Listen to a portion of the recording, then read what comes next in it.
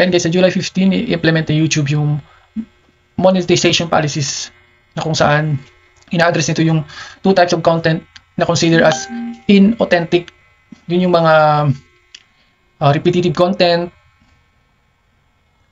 tapos yung mga mass-produced content na kung saan yung videos created in bulk with minimal human input, such as automated presentation with synthetic voices and no personalized narrative, yung parang kinopya lang, yung ganun. So ito yung paulit-ulit, videos that reuse formats, scripts, or styles without offering distinctive value. So parang parehas lang din sila.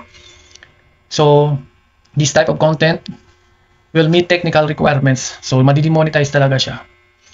So pag reuse third-party material, significant transformation, walang transformation na ginawa sa video, yan, masasali din yan. So may auto-generated voices, subtitle without adding commentary or original context. So mga unoriginal, unauthentic nga talaga guys. So video na walang edit, hindi na edit, walang effort. So walang filter, walang value na inad.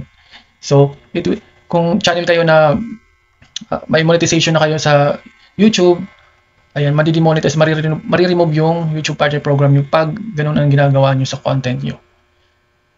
So yung mga original tsaka authentic content like educational videos, innovative entertainment content, narration and editing with the creator's own voice and style. Yan. So may reward kayo kay YouTube. You will be rewarded ng monetization, lalo na yung mga mag-a-apply pa lang. So yung mga naka-apply na at meron ng monetization, possible na ma-remove kayo pag hindi authentic yung inyong mga ina-upload. So alam nyo na yun guys, kung ano-ano yung mga yun. So kaya create lang ng mga authentic videos para hindi kayo mapalo ni Lolo. So yun lang guys for today's video. So hope naging clear at saka hindi kayo masyado nabahala sa update na ito kasi para lang naman to din sa inyo at saka sa para maging maging maayos yung ano dito ni Lolo.